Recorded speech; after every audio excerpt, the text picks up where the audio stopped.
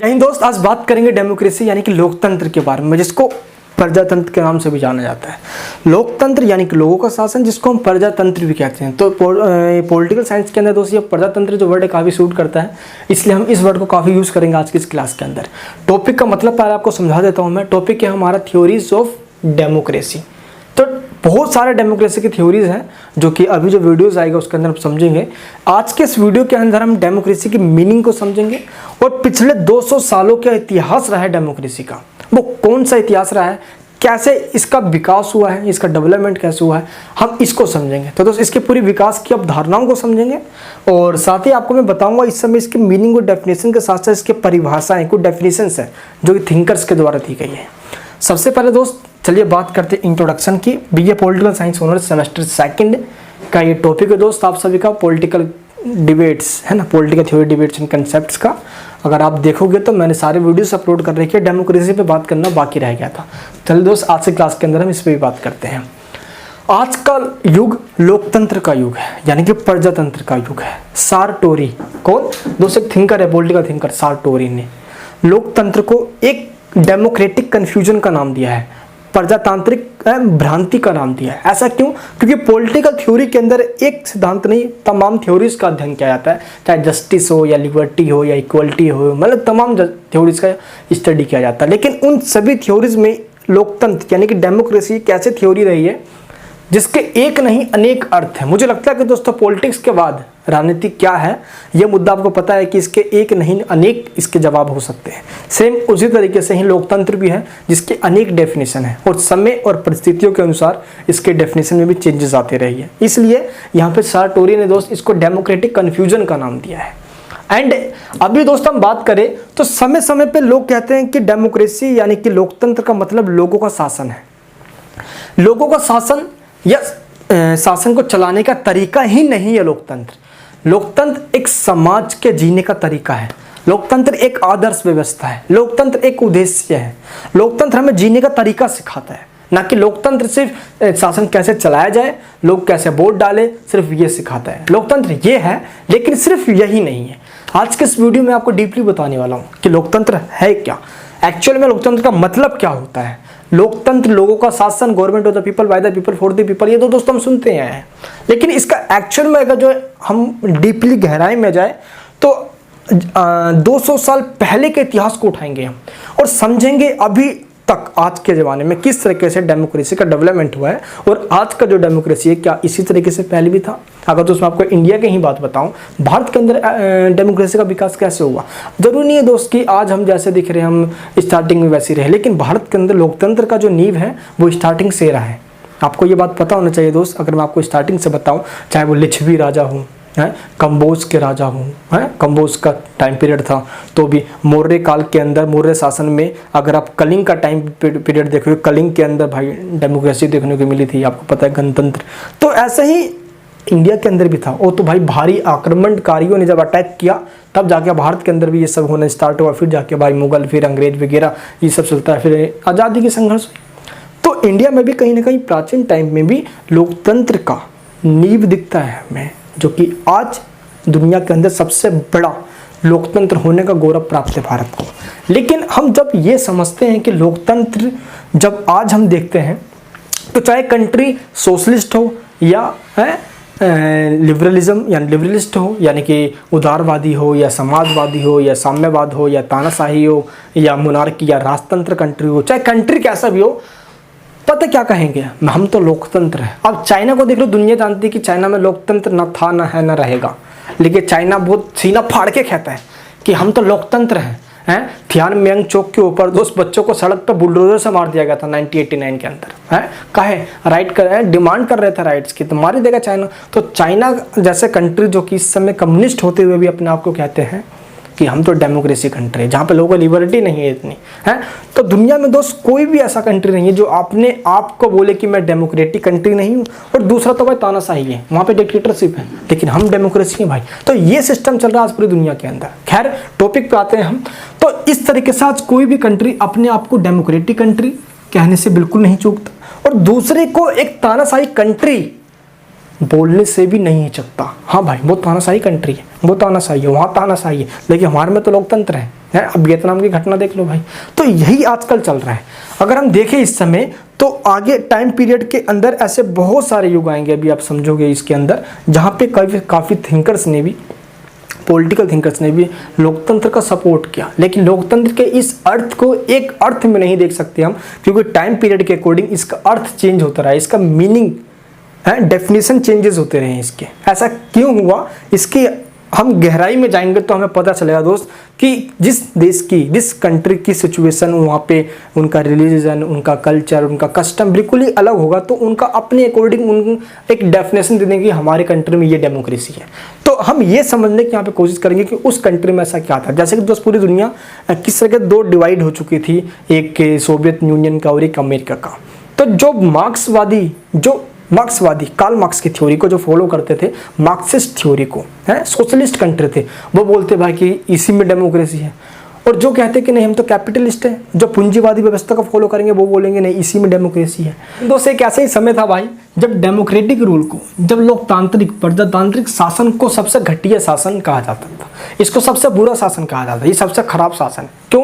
क्योंकि यहाँ पे मेजोरिटी ऑफ रूल, लोकतंत्र के अंदर लोगों का शासन होता है, यानी कि बहुमत का शासन होता है, और यहाँ पे जो बहुमत कहेगी वही होगा। इट मीन्स जैसे कि कुलीन वर्ग, कुलीन तंत्र, जैसे कि जो है एरिस्टोक्रेसी सुना होगा आपने, वहाँ पे क्या होता है यार, कुछ लोगों का शासन जो राजनीति में रुचि रखते हैं, जिनको राजनीति का ज्ञान है, पॉलिटिक्स का ज्ञान है, सिर्फ वही शासन चलाएंगे। अब इस तरीके से क्या हुआ कि दोस्त डेमोक्रेसी को अच्छा शासन नहीं माना जाता था। वो तो भाई सेकेंड वर्ल्ड वॉर के बाद बहुत तेज़ी से उठा कि नहीं भाई सबसे अच्छा शासन जो है ना वो डेमोक्रेसी ही है। क्या है? डेमोक्रेसी है। जब दुनिया को, एक समय था कि जब डेमोक्रेसी को बुरा शासन कहते थे वेस्टर्न कंट्रीज, और अब एक समय आया कि दुनिया दोस्त स्ट्रगल करने लगी सिर्फ डेमोक्रेसी के लिए। इंडिया इंडिपेंडेंस क्यों ना चाहता था कि लोकतंत्र है। दुनिया के तमाम कंट्रीज एशिया और अफ्रीका के क्यों चाहते थे, क्यों कर रहे थे स्ट्रगल ये, ताकि फ्रीडम मिले और डेमोक्रेसी है। तो एक समय आया जब डेमोक्रेसी के लिए इंसान लड़ रही है, मर रही है, कट रही है, और एक समय था जब डेमोक्रेसी को सबसे गलत शासन है, सबसे घटिया शासन प्लेटो ने कहा था। लोकतंत्र एक भीड़ तंत्र है। कौन कहने वाला था ये? प्लेटो, एरिस्टो है, फादर कहा जाता है इसको पॉलिटिक्स का। इसने कहा था कि लोकतंत्र जो है वो गरीबों का शासन है, लेकिन दोस्त ये लोकतंत्र भलाई में नहीं हो सकता, भीड़ तंत्र यहाँ पे है। भीड़ तंत्र, कुछ ही लोगों का शासन होता है, बाकी सब तो ऐसे ही पड़े रह जाते हैं। आगे चल के दोस्त 1949 के अंदर यूएन, सबसे पहले यूनेस्को ने कहा और यूएनओ ने भी कह दिया कि लोकतंत्र से सबसे बेहतर शासन कोई हो ही नहीं सकता। तब जाकर दोस्त एक दुनिया में होड़ सी लग गई कि पूरी दुनिया को नहीं भाई अब लोकतंत्र लाना पड़ेगा। तो दुनिया में दोस्त सभी कंट्री अपने आप को लोकतांत्रिक कंट्री है ना, कि भाई हम डेमोक्रेटिक है, हम डेमोक्रेटिक कंट्री कहना है, उन्होंने स्टार्ट कर दिया। तो 1949 में जाकर एक ऐसा हुआ कि नहीं, अब पूरी दुनिया को लगा कि नहीं डेमोक्रेटिक कंट्री ही या डेमोक्रेटिक रूल ही सबसे अच्छा रूल है। चलिए दोस्त, इन सभी बातों के बाद हम पहले ये जानने की कोशिश करते हैं कि लोकतंत्र का इतिहास काफ़ी पुराना है। काफ़ी पुराना मतलब 200 साल पुराना है, और इन 200 सालों में किस तरीके से इसका इतिहास और इसके इतिहास ने इसके डेफिनेशंस को, इसके मीनिंग को चेंज करता रहा है। चलिए हम समझते हैं इसका डेवलपमेंट कैसे हुआ है, किसका? डेमोक्रेसी यानी कि लोकतंत्र का। सबसे पहले आपको मैं दोस्त बताऊं, प्राचीन टाइम में भी हम आएंगे अभी, जब लोकतंत्र को एक घृणक रूप में देखा जाता था, इसको सही से रिस्पेक्ट की दृष्टि से नहीं देखा जाता, इसको सम्मान नहीं मिलता था डेमोक्रेसी को, ये रूल अच्छा नहीं होता था। बताई नहीं मैंने दोस्त आप सभी को अभी, जैसे कि लोकतंत्र है rule of the majority, rule of the poor people. क्योंकि जिस भी कंट्री में जाओ आप, आज भी और पहले भी हम बात कर रहे हैं, जब पॉपुलेशन भी 500 हुआ करती थी, तो उस समय भी जो पॉपुलेशन थी दोस्त सिंपल, अगर 500 की पॉपुलेशन है तो उसमें 100 ही तो अमीर होंगे भाई, 400 तो गरीब होंगे है। इसलिए लोकतंत्र का मतलब होता है लोगों का शासन, लोगों का शासन मतलब था मैं बहुमत का शासन। इसलिए ये कहा गया, ग्रीक के जो दार्शनिक थे उन सबका ये कहना था कि rule of the poor people, गरीब लोगों का शासन है लोकतंत्र। आगे चलकर दोस्तों प्लेटो ने सबसे बोस्ट सिस्टम का नाम दिया, सबसे घटिया सिस्टम है क्या? लोकतंत्र है, डेमोक्रेसी सबसे घटिया सिस्टम कहा। ऐसा क्यों दोस्तों? इसने ये कहा कि लोकतंत्र के अंदर फ्रीडम स्वच्छंदता में चेंज हो जाती है। फ्रीडम यानी जो स्वतंत्रता है वो स्वच्छंदता का मतलब होता है जब इंसान अपनी मर्जी का काम नहीं कर पाता और कुछ लोगों के मर्जी से पूरा शासन चलता है। जैसे कि आज भी दोस्त आरोप लगते रहते हैं कि भारत की जो पॉलिसी, इंडिया की जो पॉलिसी है वो अमीर लोग डिसाइड करते हैं, अंबानी अंडानी जैसे लोग डिसाइड करते हैं, गरीब लोग तो बस अपना 2 रोटी के लिए संघर्ष करता है, मर जाता है, काम खत्म। यही होता है, सिर्फ यही बात उस समय कही गई थी। अब इस बात में कितना दम है वो आप सब जानते हो। एंड जो इक्वलिटी है, जो समानता है, वो बदतमीजी में चेंज हो जाती है। लोकतंत्र के अंदर बदतमीजी में चेंज हो जाती है, क्योंकि जिसके लाठी उसका भैंस, जिसके पास पैसा, जिसके पास सत्ता, जिसके पास पावर, जिसके पास शक्ति, उसकी चलेगी, वरना बाकी जा सारे पहाड़ में। प्लेटो ऐसी बात कह रहे हैं। एरिस्टोटल की बात करता है। एरिस्टोटल ने कहा कि जो लोकतंत्र है वो रूल ऑफ द पुअर है, गरीबों का शासन है। और इसने लोकतंत्र की 3 फीचर्स बताए, डेमोक्रेसी के 3 फीचर्स बताए। किसने? एरिस्टोटल ने। क्या क्या बताया? इसने बोला इंटेलेक्चुअल लेवल पे, बुद्धि के लेवल पे अगर हम डेमोक्रेसी के मीनिंग को देखें तो इसका मतलब समानता से है। इक्वलिटी का मतलब यानी कि जो इंटेलेक्चुअल बुद्धि के लेवल पे सभी लोग जब समान होंगे, इक्वल होंगे, तो समझ लो डेमोक्रेसी है। सेकंड बात इसने कही है कॉन्स्टिट्यूशनल लेवल पे, संवैधानिक स्तर पे देखा जाए तो रूल ऑफ द मेजोरिटी, जब बहुमत का शासन होगा समझ लो वहाँ पे लोकतंत्र है, और लोकतंत्र ही है ये ऐसा।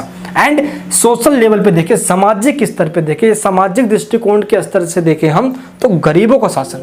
किसका शासन दोस्त? है गरीबों का शासन। किसका शासन? गरीबों का शासन। तो इंटेलेक्चुअल लेवल पे इक्वलिटी, कॉन्स्टिट्यूशनल लेवल पे rule of the majority, and social level पे रूल ऑफ द पुअर, गरीबों का शासन। तो 3 फीचर्स बताए।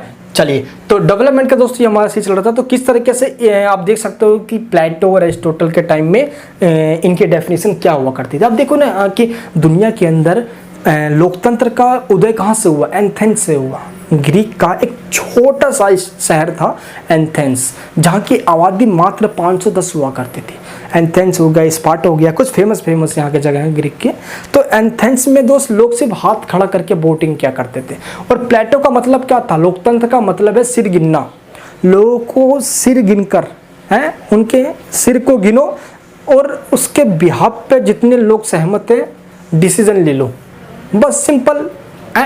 डायरेक्ट डेमोक्रेसी हुआ करती थी। प्रत्यक्ष लोकतंत्र का मतलब होता है जब लोग डायरेक्ट ही पार्टिसिपेट करें, और इनडायरेक्ट का मतलब होता है जब जनता खुद पार्टिसिपेट ना करके लोगों को वो वोट करके उनको जितवाए और वो हमारे लिए कानून बनाए। जब उनको हमने वोट दिया है तो जब वो कोई कानून बनाएंगे तो समझ लो वो कानून हम बना रहे हैं, क्योंकि हमारी सहमति से तो वो आगे बने हैं भाई। ये हुआ, ठीक है दोस्त। तो यहाँ तक हमें समझा गया दोस्त। एक यहाँ पे मिस्टेक होगी, उसके लिए सॉरी बोलना चाहूँगा। यहाँ पे जब हम स्लाइड्स बना रहे होगी हमारी टीम, तो उसने DEVE ने ई लगाना शायद भूल गए वो, ठीक है। चलिए कोई बात नहीं यार, मिस्टेक हो जाती है। हाँ, तो ये हुआ। आगे चल के एक बंदा था, किसने? देखो ये सारी बात जो अभी बता रहा था यार, ये तो मैं बात हुई है अभी ग्रीक टाइम की, क्लासिकल टाइम की, जब जहाँ से डेमोक्रेसी का राइज हुआ है वो है एथेंस। यहीं से डेमोक्रेसी निकली है, जहाँ पे लोगों को सीधे उनको, जब मान लो कोई भी डिसीजन लेना है तो वो उस समय क्या होता था कि हाथ खड़े करवाते थे। जितने ज़्यादा हाथ खड़े हुए उसके फेवर में समझ लो डिसीजन ले लिया गया है। अब सिर गिने जाते थे, हाथ खड़े करवाए जाते थे, बस काम खत्म हो गया भाई। अब पॉपुलेशन कम हुआ करती थी, आज सिर गिन कर हाथ खड़ा करवा कर डिसीजन नहीं ले जाएगा? बताओ जरा यार, क्या बात है यार। ये हुआ, ठीक है। लेकिन आगे जब समय बीतता गया 18 और 19 सेंचुरी के टाइम अगर आप देखोगे तो डेमोक्रेसी की डेफिनेशन पूरी चेंज कर दी गई। इससे पहले यार एक बंदा था, ये बंदा ये रहा, इसका नाम था किलियोन। क्या नाम था? किलियोन। क्या नाम था इसका? अब इसको यहाँ पे नाम दिखा देता हूँ मैं आपको यहाँ पे, ताकि आपको दिक्कत ना हो। मैंने इसका नाम यहाँ पे लिखा था, ये देख लीजिए एक बार। किलियोन कहाँ है रे? किलियोन बच्चा, बेटा नहीं है रे किलियोन। अरे बेटा वाह, कहाँ गया रे? चलिए दोस्तों, नहीं मिल रहा तो मैं आपको यहीं दिखा देता हूँ। किलियोन। अब हुआ ये दोस्तों, किलियोन ने ही सबसे पहले ये डेफिनेशन दे दी कि लोकतंत्र जनता के द्वारा और जनता के लिए शासन है, यानी कि government of the people by the people for the people. अब ये डेफिनेशन दोस्त सबसे पहले किलियोन ने दी, जिसको रिपीट कर दिया 18 सेंचुरी के अंदर। किसने? हैं, कौन है बंदा ये? अरे नहीं पहचाने इसको? अब्राहम लिंकन ने दोस्त इस डेफिनेशन को रिपीट किया, और आज लोग इसको नहीं जानते। आज लोग करते हैं कि ये जो डेफिनेशन है वो अब्राहम लिंकन के द्वारा दी गई है। जबकि ये डेफिनेशन सबसे पहले किलियोन ने दिया और आगे चल के दोस्त इसी को इसने दोहरा दिया। किसने? अब्राहम लिंकन ने। खैर दोस्त, हम टॉपिक पे आते हैं। ये तो आज की बात हुई और इसी को आज हम आगे मानते भी हैं कि नहीं, ये बहुत अच्छी डेफिनेशन है। इससे पहले हम ये देखते हैं दोस्त, जब भी जैसे ही हम प्राचीन क्लासिकल एज से निकलते हैं तो हम आते हैं मिडल पार्ट में, है ना। और आपको पता है कि यूरोप से ही पूरा सब ये सब निकल रहा है, एथेंस ग्रीक से सब कुछ आ रहा है भाई। मिडल एज में आते हैं हम, जब फ्यूडलिस्ट सिस्टम था, फ्यूडलिज्म था, सामंतवादी व्यवस्था थी। और सामंतवादी व्यवस्था के अंदर डेमोक्रेसी का तो नामो निशान नहीं हो सकता, क्योंकि यहाँ पे पद और प्रतिष्ठा और योग्यता और शक्ति, पावर, ये सब के सब हायरार्की होती है। हायरार्की मतलब होता है वंशानुगत। बाप मर गया तो बेटा के पास शक्ति आ जाएगा, बेटा मर गया तो बेटा के पास। मोनार्की सिस्टम, मोनार्कल जैसा आज चलता है नहीं, राजतंत्र जिसको कहते हैं, तो सेम ऐसा था, राजा का बेटा राजा बन जाएगा। और ऐसे भी यहाँ पे डेमोक्रेसी के नाम को जो चीज़ होता है नहीं। तो भाई मिडल एज के अंदर है, मिडल एज के अंदर मिडिएवल पीरियड में तो डेमोक्रेसी का नामो निशान तक नहीं था, है ना। अगर हम आगे टाइम पीरियड में आए तो 17 और 18th सेंचुरी में आकर ही डेमोक्रेसी की बात होनी स्टार्ट हुई और यहीं से डेमोक्रेसी की शुरुआत होती है पूरी दुनिया के अंदर। इसलिए इसका इतिहास लगभग 200 सालों तक का बताया जाता है। सबसे पहला कंट्री दोस्त अमेरिका, आपको पता होना चाहिए। जिस तरीके से अभी मेरी एक वीडियो आने वाली है अमेरिकन रेवोल्यूशन के ऊपर, कि अमेरिका का रेवोल्यूशन किस तरीके से वो कैसे आज़ाद हुआ था, है ना, इसकी वीडियो बनाने वाला हूं मैं, जरूर देखना, ठीक है। एंड इससे पहले हम ये समझते हैं दोस्त कि अमेरिका जब आज़ाद हुआ था 1776 को, तो पूरी दुनिया के अंदर एकमात्र ऐसा कंट्री था जो डेमोक्रेटिक कंट्री बना था। और इस तरीके से देखो 76 में आज़ाद हुआ, 78 में उसका न्यू कॉन्स्टिट्यूशन भी बन गया। और इस तरीके से आगे चल के अमेरिका पूरी दुनिया के अंदर सबसे पुराना लोकतंत्र कहलाया और इंडिया सबसे बड़ा लोकतंत्र कहलाया, है ना। अब ऐसा नहीं है कि यार कि हम पुराने हैं या बड़े हैं, इस बात में नहीं है। बट ये चीज़ सबसे बड़ी होती है कि जो कंट्री स्टार्टिंग से लोकतंत्र है वो अब तक लोकतंत्र चला आ रहा है। ऐसा अक्सर देखा जाता है कि लोकतांत्रिक कंट्री के अंदर कभी कभार भी दिमाग लग जाता है और उस कंट्री के अंदर भी शासन कहीं ना कहीं तानाशाही हाथ में हो जाती है। हमारा दोस्तों भाग्य है कि आज़ादी के बाद से हमें ऐसा काला दिन देखने को नहीं मिला। अगर बस हम एक छोटा सा समय छोड़ दे तो आपातकाल, इमरजेंसी का टाइम पीरियड, बाकी तो अब सब कुछ ठीक चलता है इंडिया के अंदर। भगवान न करे ऐसा कभी समय आए और भारत में ऐसा आ भी नहीं सकता, ठीक है। खैर दोस्तों, हम टॉपिक पे आते हैं। तो 17 और 18 सेंचुरी के अंदर आके ही डेमोक्रेसी की डिमांड होनी स्टार्ट हुई। और ऐसा क्यों हुआ? 17-18 सेंचुरी में ही क्यों हुआ है? जब मिडल पीरियड चल रहा था, आपका मिडिएवल पीरियड, सामंतवादी व्यवस्था जब थी, तो पूरी दुनिया के अंदर तानाशाही व्यवस्था थी, राजा सामंत जमींदारी व्यवस्था थी। अब यहाँ पे तानाशाही तो होनी है। धर्म का बोलबाला ज़्यादा था, स्टेट और रिलीजन आपस में मिले हुए थे। तो जब तक स्टेट और रिलीजन को अलग नहीं करेंगे, पॉलिटिक्स पावर पे प्रेशर बना रहेगा। इसलिए आगे चल के दोस्त होता है क्या है, religious reformation and renaissance. Religious reformation का मतलब होता है धर्म सुधार आंदोलन स्टार्ट हुए, धर्म में सुधार किए गए। अब ये सारी बात जो भी हो रही है सब की सब यूरोप की बात चल रही है, जहाँ पे धर्म के सुधार की वजह से ईसाइयत के अंदर चेंजेस लाया गया। क्योंकि पहले क्या था, तो चर्च का बोलबाला था, स्टेट वही करती थी जो चर्च के पादरी कह देते थे। अब इससे दिक्कत आ जाती थी, तो धर्म को राज्य से अलग करना पड़ा। और जब अलग करना पड़ा, इसके लिए आंदोलन हुआ, धर्म सुधार आंदोलन। धर्म में सुधार करने के लिए मार्टिन लूथर के द्वारा चलाया गया। और इस ईसाई धर्म के अंदर दो पार्ट्स में इसको डिवाइड किया गया, एक था कैथोलिक धर्म, एक था प्रोटेस्टेंट। तो कैथोलिक और प्रोटेस्टेंट में दोस्तों आज भी बटी हुई है पूरी दुनिया। और इस तरीके से धर्म में सुधार हुआ, राज्य अलग है अपना और धर्म अपना अलग है। तो इस तरीके से धर्म में जब सुधार हुआ तो लोगों को सही सही जानकारी मिली। जो धर्म के नाम पे पहले पागल लोगों को बनाया जाता था, अंधविश्वास जैसा बहुत ज़्यादा स्प्रेड किया जाता था, इससे लोगों को छुटकारा मिला। एंड सबसे बड़ी बात है रेनेसां, इसका मतलब होता है पुनर्जागरण, लोगों को फिर से जगाना जो सो रखे थे मिडिएवल एज के अंदर, सामंतवादी पीरियड के अंदर। जमींदारों, जो लैंडलॉर्ड्स होते हैं, राजा होते हैं, इन सभी के द्वारा लोगों का बहुत शोषण किया जाता, लोगों को सही जानकारी नहीं, अंधविश्वास बहुत ज़्यादा था। रेनेसां ने क्या कर दिया, साइंस टेक्नोलॉजी इन सब का विकास करना स्टार्ट किया, लोगों को सही सही जानकारी मिली, बुक साहित्य में बहुत, कला में, सब का विकास होना स्टार्ट हुआ। जब तरक्की होगा तो इंसान की सोच बदलेगी, इंसान जो पहले सोया हुआ था वो पक्का जगेगा। और धर्म सुधार आंदोलन और पुनर्जागरण काल, इन दोनों ने पूरी दुनिया के अंदर चेंज ला दिया। और तब जाके दोस्त इंसानों ने अब बोला कि नहीं, शासन ऐसा होना चाहिए जो राजा ना चलाए, बल्कि जनता की इच्छा के द्वारा चुनी हुई सरकार शासन चलाए, क्योंकि जन पॉपुलेशन बहुत बढ़ चुकी थी अब तक, तो अब तो है नहीं कि 500 ही पॉपुलेशन में कंट्री की, अब तो ऐसा था नहीं। इसलिए जो दोस्त 18 और 19 सेंचुरी में जाके अब सभी कंट्री को ये महसूस हुआ कि हमारी कंट्री के अंदर लोकतंत्र होना चाहिए। तो स्टार्टिंग बेशक अमेरिका से हुई, लेकिन अगर हम देखें तो 1789 के अंदर किस तरीके से लुई सोलवा को भी गद्दी से उखाड़ कर फेंका गया और भाई ख़त्म किया गया, तो डेमोक्रेसी की ही मांग थी। 1688 के अंदर गोरखपुर क्रांति हुई थी ब्रिटेन के अंदर, वो भी डेमोक्रेसी की मांग के लिए, और मतलब जिस तरीके से डेमोक्रेटिक स्ट्रक्चर बनाने के लिए की गई थी है। तो सिस्टम देखा जाए तो स्टार्टिंग से स्ट्रगल कर रहा है। डेमोक्रेसी को जिसको पहले घटिया बताया गया, आज उसको सबसे सर्वोत्तम माना गया।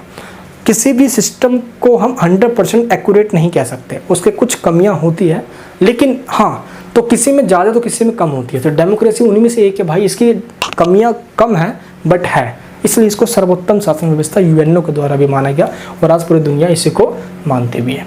दोस्त लिबरल्स एंड डिगर्स, ये दो ऐसे थिंकर्स हुए और कैसे बहुत बड़े क्रांतिकारी कहलाए इंग्लैंड के, जिन्होंने डेमोक्रेसी की मांग करी इंग्लैंड के अंदर। एंड दोस्त इसी के बाद जब हम आते हैं मॉडर्न एरा के अंदर, आधुनिक एज में, तो जॉन लॉक है, इसको दोस्त किसका, लिबरलिज्म, उदारवाद का पिता कहा जाता है, जिसने डेमोक्रेसी की डेफिनेशन दी और डेमोक्रेसी का सपोर्ट भी किया। सबसे पहले इसने ही कहा भाई कि होब्स जो कह रहा है ना, ये बिल्कुल गलत कह रहा है। दोस्त जॉन लॉक का गुरु था होब्स, है नाम सुना होब्स का, चलिए बताता हूँ। होब्स क्या कहता था, होब्स कहता था कि जो लोकतांत्रिक व्यवस्था ये जो है क्या है भाई, जनता मिलकर आपस में एक राजा को चुनेगी, वो राजा पूरे राज्य को चलाएगा। अब जनता ने उस राजा को चुन दिया है, तो जनता नहीं तो चुना है तो वो सही सोच समझ कर चुनी होगी, अब वो राजा को हटा नहीं सकती। अब जो चाहे राजा वो करे, लेकिन जनता की भलाई के लिए ही करेगा। क्यों? क्योंकि राजा को भगवान ने शक्तियाँ दी है, राजा ने राजा को भगवान ने जो शक्तियाँ दी है वो अद्वितीय शक्तियाँ हैं, देवीय सिद्धांत इसी को कहा जाता है। जब राजा देवीय सिद्धांत के तहत प्रजा को गाइडेंस देता है, और ये गाइडेंस देने की शक्ति राजा को भगवान ने दी है, ईश्वर ने दी है, गॉड ने दी है, इसी को देवीय सिद्धांत के नाम से जाना जाता है। और आगे चल के दोस्त होब्स ने कहा क्या है ये सारी बात, तो जॉन लॉक आ गया, अबे क्या कहा जा रहा पागलों की तरह है भाई, ये राजा बन गया और देवीय सिद्धांत है, और ये जो भी कहे जनता इसको मान ले, इसको पूरा नकार दिया। जबकि फर्स्ट लिबरलिस्ट के नाम से होब्स को जाना जाता है, लेकिन फादर जॉन लॉक को कहा जाता है।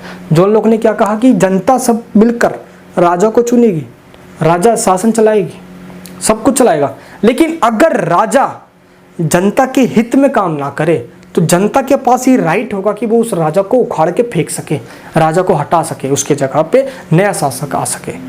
लेकिन होब्स ने ये मना किया था। तो दोस्त कहीं ना कहीं होब्स को इसलिए नहीं और जॉन लॉक को इसलिए डेमोक्रेसी का लिबरल फर्स्ट मॉडर्न लिबरलिस्ट के या फादर के नाम से भी जाना जाता है, लिबरलिस्ट का है, उदारवादी का, लिबरलिज्म का भी। ठीक है, आगे चल कर दोस्त रूसो ने भी अपनी बातों को जोड़ दिया और जो एग्लिटेरियन जो थ्योरीज था जिसके देवीय सिद्धांत की बात थी उसको ख़त्म किया गया कि देवता के द्वारा राज्यों को बनाया गया जनता पे शासन करने के लिए, ये चीज़ बिल्कुल गलत है। जनता की बहुमत से यानी कि जनता की इच्छा के द्वारा ही कोई भी इंसान उस देश पे शासन कर सकता है। ये बात आगे निकल कर आनी स्टार्ट हुई। आगे चल कर रूसो ने डेमोक्रेसी को इक्वलिटी समतावाद के साथ जोड़ दिया और इस तरीके से भाईचारे की रणनीति या भाईचारे के द्वारा सब आपस में मिलजुल कर बहुमत के शासन के द्वारा आगे शासन होगा, तभी वो देश कंट्री है क्या डेमोक्रेसी कहलाएगा। आगे चल के दोस्त हम देखे जाए तो जेफरसन हो गया और मेडिसिन हो गया, ये दोनों ऐसे बंदे हुए जिन्होंने लोकतंत्र के पहियों को आगे बढ़ाया और वेस्टर्न कंट्रीज के अंदर लोकतंत्र को प्रमोट करने पे बात कर दी और एक एक करके दोस्त कंट्री क्या करने लग गए, डेमोक्रेसी पे बात करने लग गए। इन्हीं में दोस्त आते हैं जेरेमी बेंथम और जेम्स मिल। ये दोनों के दोनों दोस्त इस तरीके से कहलाए जिनका ये कहना था कि अगर डेमोक्रेसी जिस कंट्री में नहीं है तो वो कंट्री तानाशाही वाला है और तानाशाही कंट्री कभी तरक्की नहीं कर सकता और खुद तो मरेगा, अपने देश की जनता को भी डुबाएगा। जेम्स मिल का बेटा आगे चल के दोस्त जेम्स मिल हुआ और इसने भी डेमोक्रेसी की बात कर ही दी आखिरकार। और इस तरीके से दोस्त जितने भी वेस्ट कल्चर्स के जितने भी थिंकर्स हुए उन सभी ने डेमोक्रेसी को सपोर्ट करना स्टार्ट कर दिया। अगर मैं बात बताऊँ सपोर्टर्स की तो जैसे कि टी.एच. ग्रीन हो गया, लोस्की हो गया, मैकाइवर हो गया, ड्यू हो गया, है ना, वुड्रो विल्सन हो गए, ये सब के सब ऐसे थिंकर जिन्होंने डेमोक्रेसी को पाठ पढ़ाया पूरी दुनिया को और ये कहा कि डेमोक्रेसी से बेहतर और कोई शासन हो भी नहीं कर सकता, नहीं हो सकता, तो डेमोक्रेसी सबसे बेस्ट शासन है। चलिए 20वीं सेंचुरी में आ जाते हैं हम, 20वीं शताब्दी में, सन 1900 जब उदारवाद की जगह पर ऐसे कुछ और भी थ्योरीज हैं जिनको डेमोक्रेसी के साथ जोड़कर देखा गया, ठीक है। अब लेकिन ये उदारवाद की अलग है, जिनको नॉन लिबरलिस्ट थ्योरी भी कहा जा सकता है। इसमें इलियट एंड प्लुरलिस्टिक थ्योरी के नाम से इसको जाना गया, जिसको हिंदी में कहते हैं विशिष्ट वर्गीय और बहुलवादी। विशिष्ट वर्गीय का मतलब होता है जब एक सोसाइटी के विशिष्ट वर्ग एलिएट क्लास मिलकर शासन को चलाए। जैसे मान लो कि एक कंट्री है और उस कंट्री में दोस्त जो लोग रहते हैं, देखो जो एक मान लो कंट्री है, तो इतने सारे लोग रहते हैं इस कंट्री के अंदर, लेकिन इन सभी लोगों में से कुछ ही ऐसे लोग हैं जो राजनीति पॉलिटिक्स का अच्छा खासा ज्ञान रखते हैं, शासन कैसे चलाया जाता है उनको अच्छे से पता है और चलाना आता भी है।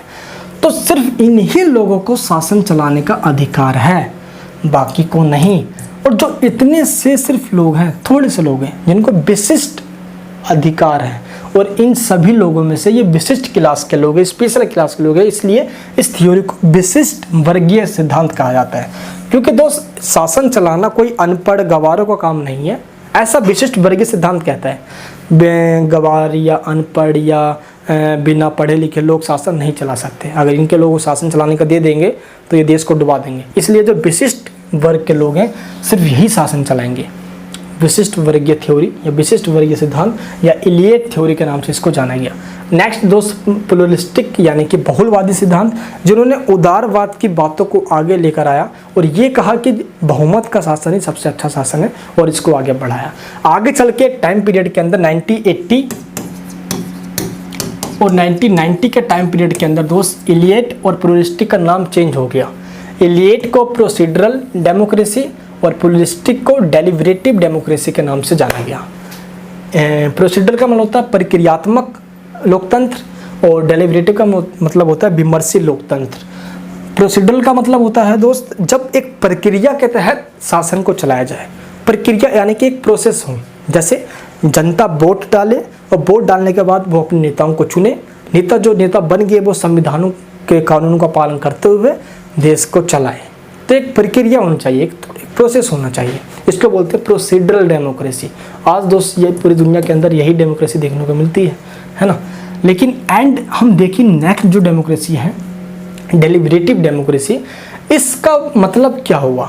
डेलिब्रेटिव विमर्शी लोकतंत्र, इनका ये कहना है, ये कहते हैं कि जो क्लासिकल उदारवादी व्यवस्था थी, जो क्लासिकल लिबरलिस्ट सिस्टम था, हम उसको फिर से वापस लेके आना चाहते हैं और एक उपयुक्त, एक उचित तरीके से विचार विमर्श हो। मान लो कोई कानून पास करना है तो उस कानून को पास करवाने के लिए पहले सभी लोग आपस में डिबेट करें, और डिबेट करने के बाद ऐसा नहीं है कि बहुमत का शासन 20 में से 10 + 1 11 लोगों ने बोल दिया तो शासन लो भाई कानून लागू नहीं भाई। जो 9 लोग नाराज हैं उनकी बात को भी सुनो, डिबेट करो, सही और गलत को देखो, और 20 में से मतलब क्या तो 15 से ज़्यादा लोग सहमत होने चाहिए भाई, ऐसा नहीं है। यानी जब पूरे डिबेट करो, डिबेट के बाद ही सही और गलत का पता चलता है।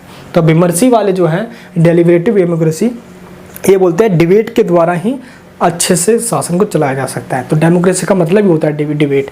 नेक्स्ट वीडियो के अंदर दोस्त मैं प्रोसीडरल और डेलिब्रेटिव डेमोक्रेसी को डिस्क्राइब करूंगा। अभी तो हम सिर्फ डेवलपमेंट देख रहे हैं कि कैसे कैसे इसका विकास हुआ, बस इसीलिए ये वर्ड में चर्चा कर रहा हूँ।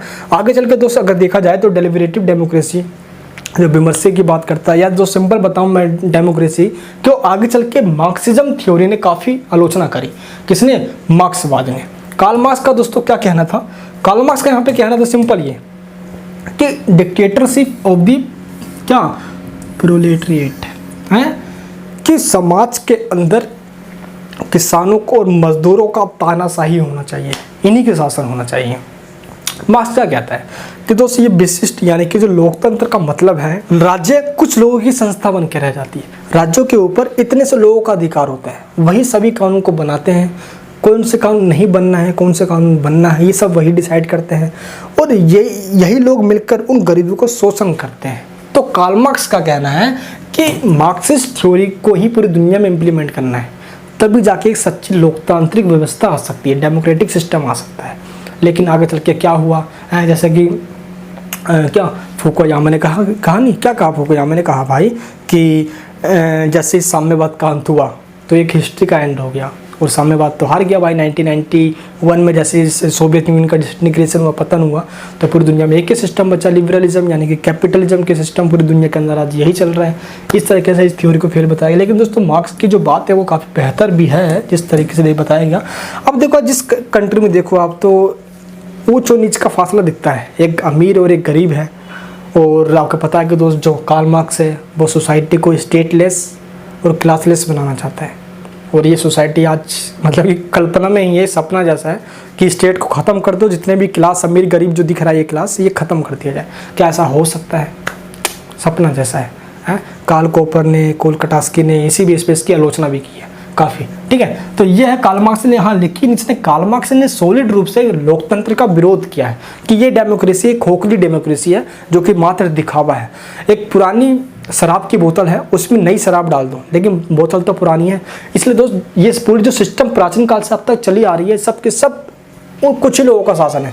यहाँ पे गरीबों को शोषण करना, और ये राज्य जो है दोस्त अमीरों की संस्था बन के रह जाती है जो सिर्फ और सिर्फ शोषण करती है कुछ लोगों का, यानी कि कुछ लोग मिलकर सभी का शोषण करते हैं। आगे चल के दोस्त जब एशिया और अफ्रीकन कंट्रीज़ में जब इंडिपेंडेंस के लिए संघर्ष स्टार्ट हुआ, स्ट्रगल हुआ, तो जाके दोस्त क्या हुआ, एक बात निकल कर आई इन गरीब कंट्रीज ने, विकासशील देशों के अंदर। कौन सी बात? The rule of the poor, गरीबों का शासन, और the rule of the poor यानी कि गरीबों के लिए शासन, गरीबों का शासन और गरीबों के लिए शासन। ये दोस्त आपको ध्यान रखना है जो कि आगे चल के निकल कर आया। अब हम बात करते हैं थ्री वेव ऑफ डेमोक्रेसी। ये थोड़ा काफ़ी इंपॉर्टेंट है आप सभी के लिए समझना, क्योंकि अब आपको ये समझ में आएगा कि अभी तो हमने विकास समझ लिया कि कितने बेसिस पे यानी किसी किस आधार पे कब कब क्या क्या बात हुई और कैसे कैसे इसका विकास हुआ।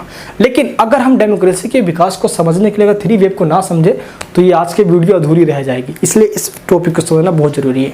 हुआ क्या है दोस्त, अभी इस समय जिस भी कंट्री से पूछो डेमोक्रेसी, हाँ हम डेमोक्रेसी हैं, तू डेमोक्रेसी नहीं है, तू तो साला तानाशाही है, नहीं, सब कंट्री यही कहेंगे। तो जितनी भी कंट्री वो अपने आप को डेमोक्रेसी कहने से मतलब कि दावा करते हैं, हाँ हम डेमोक्रेटिक कंट्री हैं, देख डेमोक्रेटिक हैं, वो तू तानाशाही है, तू तेरे कंट्री में लोगों को कोई भलाई नहीं होता, महिलाओं के साथ ऐसे ही होता रहता है, बच्चों के साथ ऐसे ही मरते रहते हैं, हम डेमोक्रेसी हैं। क्या बात है भाई। तो डेमोक्रेसी का पार्ट उन्हीं को ही पढ़ाना चाहिए जो अपनी कंट्री की हालातों को अच्छे से जानते हैं।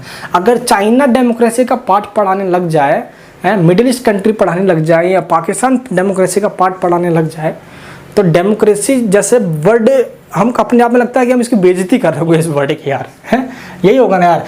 अब आज देखते हैं हम 21वीं शताब्दी में यानी कि 21st सेंचुरी के अंदर जब दुनिया जब चाहती है डेमोक्रेसी बनना, लेकिन इसके बाद भी देखिए हम दोस्तों कौन, फाकुयामा ने क्या कहा, इसने कहा कि जिस तरीके से कार्ल मार्क्स यानी कि जैसे जिसकी थ्योरी थी साम्यवादी व्यवस्था, समाजवादी व्यवस्था, इसका अंत हुआ और एक तरफ पूंजीवाद या कैपिटलिज्म की जीत हुई, तो एक नए युग की शुरुआत थी। क्योंकि पूरी दुनिया अब जिस तरीके से कैपिटलिज्म को फॉलो कर रही है ना, लिबरलिज्म को फॉलो कर रही है, इससे डेमोक्रेसी का अपने आप ही ऑटोमेटिकली क्या हो रहा है, स्प्रेड हो रहा है। और आगे चल के दोस्तों देखा जाए तो फ्रीडम हाउस सर्वे टीम, इस टीम की एक रिपोर्ट जारी की गई और इस रिपोर्ट में ये कहा गया 1970 में दोस्तों ये रिपोर्ट आई थी कि 2/3 कंट्री ऐसे थे पूरे वर्ल्ड के अंदर जहाँ पे डिक्टेटरशिप था, तानाशाही थी। लेकिन जैसे ही अंत हुआ भाई किसका, सोवियत यूनियन का जैसे अंत हुआ है, सोशलिज्म का अंत हो गया, तो एक कैपिटलिज्म बची, सिंपल एक ही आइडियोलॉजी बची, पूंजीवादी। तो अब पूरी दुनिया के अंदर 1/3 कंट्री है जहाँ पे क्या है, तानाशाही, डिक्टेटरशिप है। आज दुनिया में देखो ना यार, सिर्फ आप 193 कंट्री है ना जी, है 193 कंट्री है, 193 कंट्री। अब 120 कंट्री आज लोकतंत्र कंट्री है, बाकी जो बच गए सब के सब वहाँ पे आज तानाशाही है, कहीं मिलिट्री शासन है, कहीं पे राजतंत्र है, कहीं पे मतलब कि बस समझ लो क्या हाल है उन कंट्रियों का। चलिए दोस्त आगे चल के बात करते हैं, ये जो हमारा टॉपिक है थ्री वेव्स ऑफ डेमोक्रेसी, ये जो टॉपिक है दोस्त सैमुअल हंटिंगटन के द्वारा, किसके द्वारा, सही से नाम याद रखना, बहुत ज़्यादा इंपॉर्टेंट टॉपिक है, बहुत ज़्यादा इंपॉर्टेंट, सैमुअल हंटिंगटन, क्या नाम है इसका, है सैमुअल और हंटिंगटन,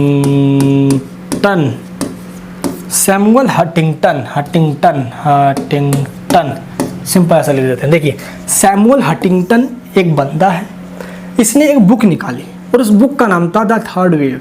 का नाम था द थर्ड वेव।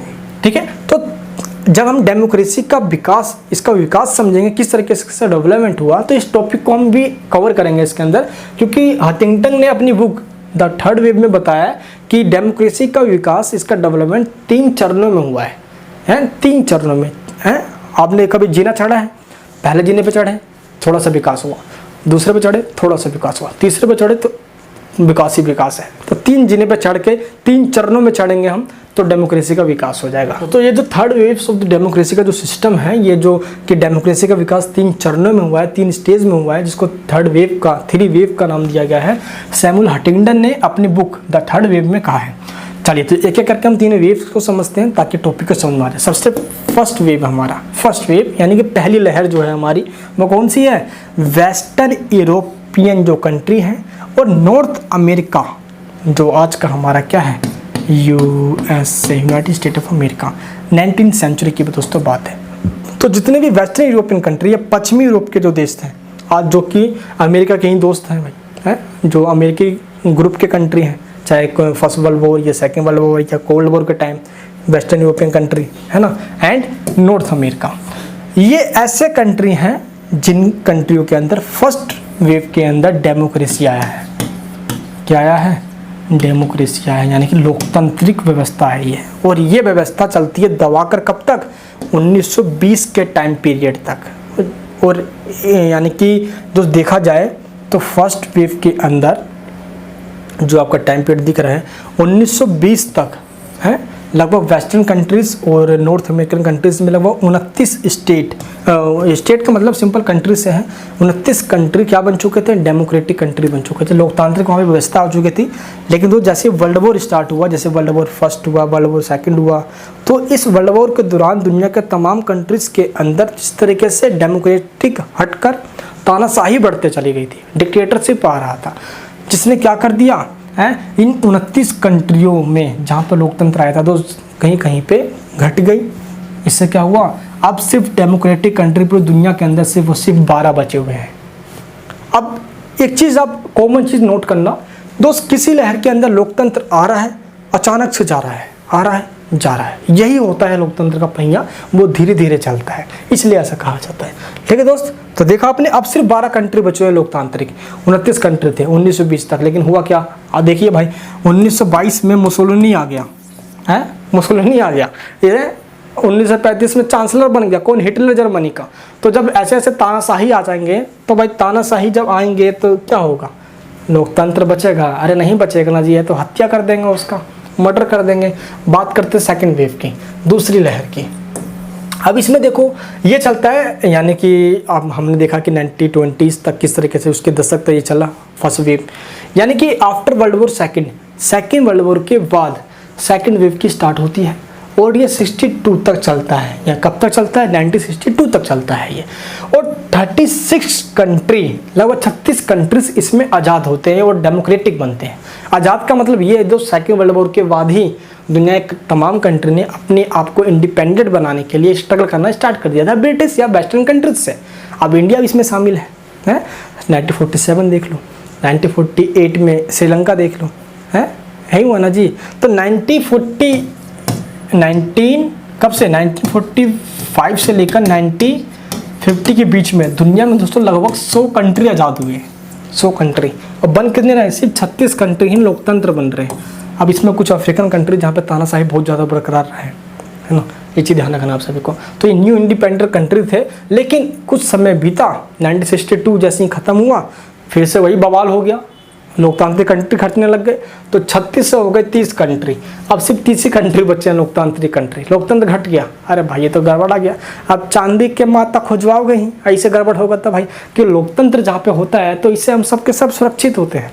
जहाँ पे भी तानाशाही आया, खतरा मंडराएगा हमको भी, जिस कंट्री के लोग हैं, और आसपास की जो कंट्री उनमें भी मंडराएगा। अब जो वियतनाम में तानाशाही आया है, आसपास से कंट्री को इम्पैक्ट कर रहा है, वो यही दिक्कत होती है उससे। अब बात करते हैं थर्ड वेव की। थर्ड वेव में क्या हुआ? थर्ड वेव आता है 1974 के अंदर। 1974 में दोस्त थर्ड वेव आया और यहाँ पे लोकतंत्र बढ़ना स्टार्ट हुआ तेजी से, क्योंकि यूरोपियन कंट्रीज़ में अभी भी कुछ ऐसे कंट्री जहाँ पे फासिज्म फासिस्ट कंट्री कुछ कहलाते थे, मुसोलिनी की विचारधारा आइडियोलॉजी थी। तो इसको जड़ से उखाड़ फेंकने वाली सिस्टम आई, थर्ड वेव, लहरा के फेंक देंगे उसको हम। और 1974 के अंदर जो फासिस्ट कंट्री बचे हुए थे उनको उखाड़ के फेंका गया। और आगे चल के कुछ ऐसा हुआ जिससे कि लोकतांत्रिक सिस्टम एकीकरण, यूनिफिकेशन होना स्टार्ट हुआ। जैसे कि बर्लिन की वॉल गिरा दी गई 1989 के अंदर, है ना, बर्लिन वॉल। तो इससे ईस्ट जर्मनी और वेस्ट जर्मनी आपस में मिल गए, ये हुआ, है ना। 1990 के बाद आपको पता है कि किस तरह यूरोपियन यूनियन का दबदबा बढ़ा और सोवियत यूनियन की डिसइंटीग्रेशन स्टार्ट हुआ। नए नए कंट्री आदि उन्होंने डेमोक्रेसी अपनाना स्टार्ट कर दिया, यही ना हुआ जी। और आगे चल के दोस्त 193 कंट्री में से लगभग 120 कंट्री डेमोक्रेसी बन गए, डेमोक्रेटिक कंट्री बन गए, उन्होंने डेमोक्रेसी अपना लिया, ठीक है। और इसी तरह के दोस्त कुछ विचारकों ने, कुछ पॉलिटिकल थिंकर ने इसको एंड ऑफ हिस्ट्री कह दिया। अब भाई 120 हो गए, सोच लो यार। अब आप देखोगे तो 1900 जिस समय 1974 है ना यार, ये 1974 में जब थर्ड वेव स्टार्ट हुई थी तो मात्र पूरी दुनिया के अंदर 44 कंट्री ऐसे थे जहाँ पे डेमोक्रेटिक सिस्टम था। और जब थर्ड वेव खत्म हो रहा है सोवियत यूनियन के डिसइंटीग्रेशन के बाद, ऐसे खत्म क्या, उस समय ऑलमोस्ट जब देखा गया और आज भी हम देखें तो पूरी दुनिया में दोस्त लगभग 120 कंट्री हैं जब जहाँ पे डेमोक्रेटिक सिस्टम है। और आज भी थर्ड वेव चल रहा है, थर्ड वेव चल ही रहा है आज भी। यार देख लो ना, 193 कंट्री हैं और 120 में ही डेमोक्रेसी है। अब इतने सारे कंट्री बच गए यार, बताओ बच गए, कितने कंट्री बच गए बताओ, 73 कंट्री आपस में बच गए। तो ये सब कंट्री क्या है, ये सब कंट्री अभी यहाँ पे डेमोक्रेसी लाना बाकी है। अब इसे कहीं पे ज़्यादा डिक्टेटर है तो कहीं पे कम है, लेकिन डिक्टेटर तो है ही है भाई, देखा जाता है। तो थर्ड वेव भी दोस्त इसको कहा जाता है हंटिंगटन की, जो कि आपको पता होना चाहिए। यहाँ पे एक पॉइंट डिस्कस करना और ज़रूरी है, जिसका नाम है globalisation process and nation state. दोस्त हुआ ये कि आज जिस तरीके से पूरी दुनिया विश्व एकीकृत बन गई, विश्व एक गांव बन चुकी है। और वैश्वीकरण के इस युग के अंदर दुनिया की पॉलिसी, यानी कि एक देश की पॉलिसी वैश्विक संगठन डिसाइड करती है। जैसे कि इंटरनेशनल मॉनेटरी फंड हो गया, वर्ल्ड बैंक हो गया, WTO हो गया, WHO हो गया, या UN हो गया, या वेस्टर्न कंट्रीज हो गए। अब चाइना आपको क्या करेगा, किसी गरीब कंट्री को बोलेगा अरे क्या हुआ, पैसा की दिक्कत है, अरे कोनो दिक्कत नहीं है, हम है ना तुम्हारे लिए। वो बोलेगा ले आजा, मैं तेरे की हेल्प देता हूँ, वो उसकी मदद कर देगा। अब जिस कंट्री ने जिससे मदद ली है वो ना चाह कर भी या चाह कर भी दोस्त उसके अगेंस्ट में नहीं जा सकता। चाइना मजबूरी का फ़ायदा उठाएगा और उससे अपना काम करवाएगा, मजबूरी का फ़ायदा उठाना है। जब मजबूरी में कोई आपकी हेल्प कर रहा है तो वो आपके लिए उस समय तो मसीहा बन जाएगा, ससुर आपकी बाद में मार लेगा, है क्या करेगा बाद में, आपका मजबूरी का फ़ायदा उठाएगा वो। चाइना इसी ना करता है जी। और western country America, Britain, France, Germany, Japan, Italy, ये सब, या पुर्तगाल, स्पेन हो गए, जितने भी कंट्री, कनाडा वगैरह, मैक्सिको देख लो यार, ये सब क्या कर, वेस्टर्न कंट्रीज का मतलब क्या है, ये सब अपनी एमएनसीज को FDI के तहत पूरी दुनिया में भेजती है। अब उस कंट्री के अंदर जाके एक अच्छा खासा मार्जिन कमाती है और सरकार के ऊपर प्रेशर लगाती है, हमारी बात को मानो, तुम्हारे कंट्री में बहुत पैसा कमा रहे हैं, छाप रहे हैं, तुमको टैक्स देंगे हम, सरकार दबाव में आ जाती है, नहीं मानना पड़ेगा भाई। तो आज दोस्तों देखा जाए तो किस तरीके से ग्लोबलाइजेशन की वजह से आज एक कंट्री डेमोक्रेसी होते हुए भी दुनिया के इंटरनेशनल लॉस और दुनिया का तमाम कंट्री पे इंटरडिपेंडेंट हो चुके हैं। अब इंडिया के अंदर दोस्त आज जिस समय वीडियो बना रहा हूँ मैं, हैं, तो हमारे कानून मंत्री हैं रविशंकर प्रसाद जी, ट्विटर ने उनका अकाउंटेबल कर दिया जी, अकाउंटेबल कर दिया कानून मंत्री का। विवाद चल रहा था, डिबेट चल रहा था, कानून अकाउंटेबल मतलब क्या है जी, ट्विटर इंडिया से ऊपर तो नहीं है ना दोस्त। देखो सरकार ने कुछ नियम बनाए, IT लॉज बनाए, उन IT लॉज का पालन सबको करना पड़ेगा भाई। इंडिया के अंदर हो, इंडिया का पैसा कमा रहे हो, इंडिया में हो, दादागिरी तुम चलाओगे जी, हैं, समझते हो ना। तो डेमोक्रेसी का मतलब ये है ना कि डेमोक्रेसी, डेमोस, लोगों का शासन है। ऐसे थोड़ी डेमोक्रेसी बन गए हैं, ऐसे थोड़ी हमें डेमोक्रेसी मिल गया भाई, काफ़ी संघर्ष करना पड़ा हमें इसके लिए। डेमोक्रेसी या लोकतंत्र का भी दान में नहीं मिलता या खैरात में नहीं मिलता, इसके लिए काफ़ी संघर्ष करना पड़ता है। चलिए दोस्तों, अब ये सारी बात यहाँ पे ख़त्म होती है, लेकिन वैश्वीकरण के इस युग के अंदर जिस तरीके से लोकतंत्र का पूरा स्ट्रक्चर चेंज होता जा रहा है और दुनिया इंटरडिपेंडेंट होती जा रही है, जिस तरीके से अंतर्निर्भर होते जा रही है, वो एक देश के लिए काफ़ी खतरा है, उसकी सोवरेनिटी के लिए, उसकी संप्रभुता के लिए खतरा है। जब एक देश अपनी इंटरनल तो खुद डिसीजन ले ले, लेकिन एक्सटर्नल मामलों में डिसीजन वो कंट्री के प्रेशर से लेती है। तो आज ये चल रहा है, लेकिन अपनी कंट्री को, एक कंट्री को इंटरडिपेंडेंट कहीं ना कहीं कम से कम कर रखना है, ताकि वो अपनी डेमोक्रेटिक स्ट्रक्चर को खोए ना, और इसकी जो फंडामेंटल जो स्ट्रक्चर है डेमोक्रेसी का, उस पर कोई खतरा ना हो। खैर दोस्त, अब हम आ चुके हैं आज के इस वीडियो के एंड में। फिर पहले हमने इंट्रोडक्शन देखा, फिर इसका डेवलपमेंट देखा। अब इन सभी को देखने के बाद एक्चुअल में इसकी मीनिंग क्या है डेमोक्रेसी की, चलिए अब हम वो देखते हैं। ठीक है, चलिए दोस्तों, मीनिंग ऑफ डेमोक्रेसी, लोकतंत्र का अर्थ क्या है। Development of democracy in 200 years, ये दोस्तों हमने देख लिया है कि किस तरीके से 200 सालों में, कब तक भाई, 200 सालों से इसका विकास होता रहा है। 3 मीनिंग्स ऑफ डेमोक्रेसी, डेमोक्रेसी के 3 मीनिंग निकाले जाते हैं, government of the people, by the people और फॉर द पीपल। 3 मीनिंग हो गए। इसी को दोस्तों पावर ऑफ द पीपल, जनता की शक्ति, पब्लिक इंटरेस्ट में, सरकार पब्लिक इंटरेस्ट में काम करे, और government by the people, government किससे हो, हैं, पीपल, लोगों से जनता सरकार बनती है। सरकार ने लोगों को नहीं बनाया दोस्त, लोगों ने सरकार को बनाया है, ये चीज़ ध्यान रखना है आप सभी को। तो सरकार हमारे लिए काम करेगी, ना कि अपने जेब के लिए काम करे। लेकिन आज सब उल्टा हो रहा है, सरकार अपने लिए काम करती, जनता जाए पहाड़ में। चलिए, लिंकन है, किलियन की डेफिनेशन को रिपीट करने वाले लिंकन, लोकतंत्र जनता का, जनता के लिए और जनता द्वारा शासन, ये काफ़ी डेफिनेशन काफ़ी फेमस हुई, पता है आप सभी को यार। Democracy the rule of the people, for the people and the by the people. ठीक है दोस्त, चलिए, सार्टोरी का क्या कहना है, ये तो आपको समझ में आ गया डेफिनेशन। सार्टोरी क्या कहते हैं, प्रजातांत्रिक राजनीतिक व्यवस्था वह है जो सरकार को जनता के प्रति उत्तरदायी का मतलब होता है, जब सरकार कोई भी काम करे तो जनता को हक है कि सरकार से उसका क्वेश्चन पूछ सकती है, सरकार को जवाब देना पड़ेगा, समझो, उत्तरदायी, रिस्पॉन्सिबल है सरकार उस काम के लिए जो वो काम कर रही है।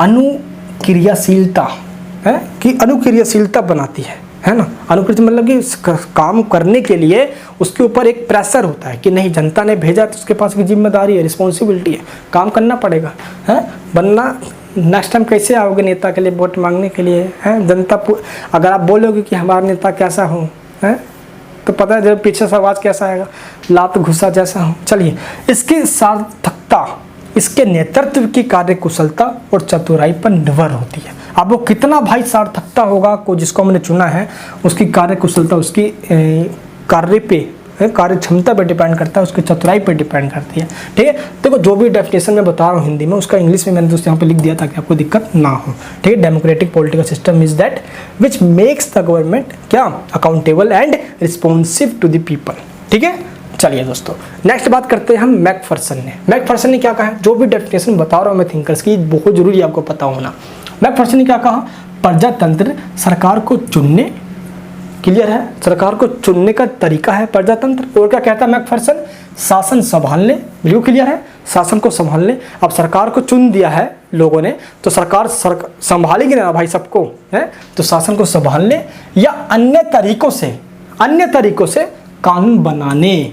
अब ये अन्य तरीकों से, अब सरकार को चुन दिया आपने, तो सरकार क्या करेगी, पार्लियामेंट में बैठेगी, डिबेट करेगी, तमाम तरीके के स्ट्रक्चर, पार्लियामेंट्री कमिटीज़ होती है, तो मतलब कि सभी तरीके से मिलकर कानून को बनाएगी। तो अन्य तरीकों से कानून बनाने और राजनीतिक निर्णय लेने का एक जरिया है लोकतंत्र। तो लोकतंत्र का मतलब है सरकार को चुनने, शासन संभालने, कानून बनाने और डिसीजन लेने। ये दोस्त यहाँ पे डेफिनेशन देख सकते हो। अरे इज इट क्लियर। चलिए भाई, नेक्स्ट हम देखते हैं किसका है, शुम्पेटर का। शुम्पेटर ने क्या कहा, शुम्पेटर ने कहा कि प्रजातांत्रिक तरीका राजनीतिक निर्णय तक पहुंचने का और संस्थात्मक प्रबंध है। ये सिस्टमेटिक वे से आपको कोई भी डेमोक्रेटिक रूप से जो भी हमें डिसीजन लेना है, इसका एक जरिया है, क्योंकि डिसीजन लोगों के इंटरेस्ट में लिया जाता है, और ये इंटरेस्ट तभी हो सकता है जब एक कंट्री डेमोक्रेटिक है, लोगों का भलाई उसी में है, जो लोगों को अपने प्रतिनिधि खुद चुनकर अपने सामान्य हित प्राप्त करने का अवसर देता है। सिंपल है। अब भाई हमने खुद चुना है, तो नेशनल इंटरेस्ट हमारे कंट्री का क्या है और हमारे देश के क्या क्या नीड है, हमारे देश के लिए क्या भलाई के लिए है और क्या सही है क्या गलत है, ये काम अब डिसाइड सरकार करेगी और सरकार ही हमारे भलाई के लिए काम करेगी। तो दोस्त सम कॉमन फीचर्स जो हैं, चलिए हम इसकी भी बात करते हैं। ये डेफिनेशन हो गई हमारी। अब फीचर्स की बात करते हैं। डेमोक्रेसी का मतलब फीचर्स क्या क्या है, यानी कि डेमोक्रेसी में मेन बात क्या क्या होती है। सबसे पहले 1 पर्सन 1 वोट, एक बंदा एक वोट दे सकता है, वरना आपके यहाँ पे वो स्याही लगा देंगे, दोबारा देगा मिटा के तो पकड़ के दबोच देंगे वहीं पे। चलिए, सोवरेनिटी ऑफ द पीपल, जनता की भी सोवरेनिटी है, हम संप्रभुत्व होते हैं। मतलब ये है कि हम अपने इंटरनल अंदर से भी हमें कोई दबाव नहीं बनाएगा, ना फेफड़ा ना हथड़ी ना फोसड़ा, मतलब कि समझ आना क्या, कुछ हमें दबाव नहीं बनाएगा। और एक्सटर्नल भी कोई बंदा के हमें दबाव नहीं बनाएगा। बंदूक के नोक पे बोले नहीं भाई बीजेपी को वोट दो, कांग्रेस के वोट दो, ऐसा नहीं होगा। उसका जूता से मार के मुंह फोड़ देंगे हम। हमें पूरा राइट है, हम डेमोक्रेटिक कंट्री में हैं, पॉलिटिकल साइंस पढ़े हैं, कानून जानते हैं, अनुच्छेद पे क्या मार देंगे, मर जाएगा साला। चलिए नेक्स्ट, तो 2 चीज़ भाई यहाँ पे जरूरी है। नेक्स्ट है इसेंशियल एलिमेंट, जो डेमोक्रेटिक के लिए, डेमोक्रेटिक कंट्री के लिए काफ़ी महत्वपूर्ण है, जरूरी है। और ये फीचर्स में भी क्या क्या, protection of the constitutional state. Democracy नहीं होगा तो कॉन्स्टिट्यूशनल स्टेट की प्रोटेक्शन कौन करेगा, है। अब मान लो कि एक राज्य तानाशाही है, अब चाइना में देख लो भाई, है, शी जिनपिंग ने कह दिया कि हम जब तक नहीं मरेंगे, हम जब तक यहाँ का राष्ट्रपति रहेंगे। अब वहाँ पे ना कोई कॉन्स्टिट्यूशन का स्ट्रक्चर है, ना पे कोई संस्था है, सबके सब चीफ वही हैं, आर्मी के भी सबके सब साला चीफ वही है, फादर ऑफ कोरोना साला चाइना शी जिनपिंग, है ना। एंड यहाँ पे भाई जितने कॉन्स्टिट्यूशनल स्टेट हैं वहाँ पे सिस्टम होता है, मुख्यमंत्री चाह के भी कोई नहीं कर सकता, CBI मेरे सबके सब जितने भी इंस्टीट्यूशन है हमारे सब बिल्कुल इंडिपेंडेंट है। जुडिशरी अपने हमारे इंडिपेंडेंट है, एंड दोस्त एग्जीक्यूटिव हमारे इंडिपेंडेंट, पार्लियामेंट्री इंडिपेंडेंट, सब कुछ हमारे इंडिपेंडेंट है, वो अपने तरीके से काम होता है, ठीक है। सबकी पावर्स मतलब डिस्ट्रीब्यूट किए गए अलग अलग तरीके से। प्रोटेक्शन ऑफ फंडामेंटल राइट्स, अब यहाँ पे सरकार अगर किसी भी तरीके से किसी भी फंडामेंटल राइट्स का नुकसान पहुँचाती है तो डंडा कर देगी सुप्रीम कोर्ट, है। क्यों? क्योंकि जुडिशरी को राइट दिया गया है कि फंडामेंटल राइट्स का कोई नुकसान नहीं होना चाहिए, है ना। चलिए, मेंटेन अ क्या, रिप्रेजेंटेटिव गवर्नमेंट। डेमोक्रेसी ये मेंटेन करके चलती है कि किस तरीके से एवरी 5 ईयर या 4 ईयर जिस कंट्री में जो भी सिस्टम हो, सरकार के लिए वोट होना चाहिए। क्यों वोट होना चाहिए भाई? जरूरी नहीं है कि जो सरकार 5 साल के लिए सही है वो अगले 5 साल जो टर्म होंगे उसके लिए भी सही होगी। अगर सही होगी जनता उसको चुन लेगी, यही ना चीज़ है भाई। तो जनता के पास एक टाइम ही पावर होता है जब वो वोट डालती है, फिर तो 5 साल के लिए भूल जाओ, मरते करते रहेगी वो, फिर 5 साल के बाद उनको सबक सिखाएंगे। जैसे सरकार अगर अच्छी है, अब कुछ सरकार अब क्या करती है, 4 साल फुल दबा के मारेगी, ऐसी तरह से करेगी, 1 साल में दबा के काम करेगी। लेकिन जनता अब तेज हो चुकी है और कुछ जनता बेवकूफ़ भी है भाई, 1 साल के काम पे पूरा 5 साल डिसाइड कर देती है। अरे सब कुछ देखो सरकार का यार, तभी ना ऐसे होगा। और कब तक, हमें पता है दिक्कत क्या हमारे देश के अंदर, हम गरीब लोग यहाँ पे ज़्यादा हैं भारत में, पता है आप सभी को। यहाँ बोलते क्या यार सरकार के पंजे में क्या पड़ना है, हमें बस 2 वक्त की रोटी मिल जाए, काम खत्म। हमारी सोच बस यहीं तक सीमित रह जाती है। और राजनीति या पॉलिटिक्स, ये संस्था, इंस्टीट्यूशन, पार्लियामेंट ऐसे लोगों के हाथ का खिलौना बन के रह जाता है ऐसे लोगों का जिनके ऊपर अभी भी अपराध के केस, क्राइम के चल रहे हैं, रेप के चल रहे हैं। 400 से ऊपर पार्लियामेंट्री मेंबर हमारे ऐसे जिनके ऊपर केसेस चल रहे हैं कहीं ना कहीं। अब इन ऐसे लोगों मिल से हमारे देश का भविष्य कहाँ पे जाएगा, ये तो सत्यानाश होगा, ये सब हम सब जानते ही हैं। खैर दोस्त, बात हमारा ये है कि इस समय दोस्त decentralisation of the political power है। पॉलिटिकल पावर का विकेंद्रीकरण होना ही डेमोक्रेसी की सबसे तगड़ी पहचान है। क्योंकि जहाँ पे शक्तियों का सेंट्रलाइजेशन हो गया, केंद्रीकरण, एक लोगों के हाथ में शक्ति विकस हो गई, पावर दे दिया जाए एक के ही हाथ में, तो वो देश डेमोक्रेसी कैसा होगा उस देश के अंदर, नहीं, है ना। चाइना हो गया, एक ही ना देश के पावर है भाई। रूस देख लो, रूस में लोकतंत्र नहीं है, व्लादिमीर पुतिन जो है वहाँ के हैं। देख लो भाई, पाकिस्तान, ऐसे तमाम कंट्री हैं यार, 73 कंट्री ऐसे हैं पूरे वर्ल्ड के अंदर जहाँ पे डेमोक्रेसी नाम का चीज़ ही नहीं है। फिर भी हाँ ढिंग हागेंगे, नहीं हम डेमोक्रेसी कंट्री हैं, ससुरा वही है क्या तानाशाही कंट्री। खैर दोस्त, नेक्स्ट जो हमारे पास प्रिंसिपल है वो प्रिंसिपल ऑफ मेजोरिटी। लोकतंत्र की खासियत ये कि यहाँ पे मेजोरिटी पे शासन किया जाता है। अगर 20 में से 10 से ज़्यादा 11 खुश तो कानून पास, सिंपल मेजोरिटी, है ना। तो मेजोरिटी पे किया जाता है, ना कि यहाँ पे माइनॉरिटी को देख के नहीं। और ऐसा नहीं है कि दोस्त के डिबेट नहीं होता। अक्सर देखा जाता है कि लोकतंत्र के अंदर जनता की ज़्यादा से ज़्यादा भलाई को ही देखते हुए कानून को लागू किया जाए। तो डेमोक्रेसी के भी अपने कुछ नियम कानून कुछ हैं यार, यहाँ पे भी ऐसा नहीं, इसकी कमियाँ नहीं है। नेक्स्ट वीडियो से भी जो अभी तो सीरीज चलने वाली है भाई, अभी तो फर्स्ट पार्ट है, ये टेंशन काहे ले रहा हूँ, पूरी फ्रीज में बताऊँगा आपको डेमोक्रेसी के बारे में। अभी तो सिर्फ ट्रेलर दिखाया इस वीडियो के अंदर। राइट्स एंड ड्यूटीज दोस्त, डेमोक्रेसी के अंदर लोगों को राइट्स तो मिलती है, चाहे फंडामेंटल राइट्स हो, पॉलिटिकल राइट्स हैं, सोशल राइट्स, इकोनॉमिक राइट्स हैं, सभी राइट्स तो मिलती हैं। साथ ही आपको ड्यूटीज़ भी मिलता है जो आपको एक देश का नागरिक होने के कारण आपको निभाना भी पड़ता है। जैसे फंडामेंटल ड्यूटीज़ हमारी मौलिक कर्तव्य के साथ साथ मौलिक अधिकार भी हैं तो मौलिक कर्तव्य भी है ना। अब देश के झंडे का सम्मान नहीं करोगे जी, मुद्रा का सम्मान नहीं करोगे, पर्यावरण का रिस्पेक्ट नहीं करोगे, 2 साल से 14 साल के बच्चों को नहीं पढ़ाओगे, बच्चा जब कर दिया तो उसको पढ़ाने का भी तो हिम्मत रखो। तो तमाम तरह के जो ड्यूटीज़ हैं उनको फॉलो तो करना चाहिए। कॉन्स्टिट्यूशन का रिस्पेक्ट करना है, नेशनल फ्लैग का रिस्पेक्ट करना, नेशनल एंथम का रिस्पेक्ट करना, तो तमाम तरह के दोस्तों आज भी हमारे पास नियम है और ड्यूटीज़ दोस्तों आपको पता है। तो काफ़ी सारे बच्चे ये कहते रहते हैं कि आप पॉलिटिकल थ्योरी के और भी टॉपिक्स को पढ़ाओ ना, आपने वो फोटो वीडियोज़ नहीं बनाई है क्या। दोस्त मैं आपको बताना चाहता हूँ कि मैंने बहुत सारे वीडियोज़ बना दिए पॉलिटिकल थ्योरी जो आपको मिलती ही नहीं है। तो मैंने कोशिश की है कि जो प्लेलिस्ट का लिंक है मैंने आपको दे दिया नीचे, वीडियो का लिंक है किसमें, डिस्क्रिप्शन बॉक्स के अंदर। तो वहाँ पे आप जाके ऑल वीडियोस पे लिंक पे क्लिक करो और वहाँ पे सारे वीडियोस मेरे आप देख सकते हो। दोस्तों डेमोक्रेसी के ऊपर, थ्योरीज ऑफ डेमोक्रेसी के ऊपर ये मेरी फर्स्ट पार्ट है डेमोक्रेसी के ऊपर। अब इसके सेकंड पार्ट के अंदर हम इसके थ्योरीज को चर्चा करेंगे कि कौन कौन सी थ्योरीज हैं डेमोक्रेसी के एंड इसके जस्टिफिकेशन पे बात करेंगे। दोस्तों आज की वीडियो आपको कैसे लगी नीचे मुझे कमेंट बॉक्स में बताना कैसे लगी ये वीडियो, और दोस्तों के पास जरूर शेयर करना ताकि ऐसे वीडियोस मैं आपके लिए और धमाकेदार तरीके से लेकर आऊँ और एक और पॉइंट टू पॉइंट समझाऊँ ताकि सीधे आपके खोपड़े में डालूँ और आपको समझ में आए। और इस तरह के जब समझ जाएंगे, पता बच्चों को दिक्कत कब आता है, जब वो पढ़ कर जाते हैं। जब वो समझ के जाएगा टॉपिक को उसको कभी दिक्कत नहीं आएगी, फटाफट लिखेगा। जब तक आंसर पूरा नहीं होगा उसका हाथ ही नहीं रुकेगा, वो चलते जा रहा क्योंकि आपको सब कुछ समझ में आ चुका होगा।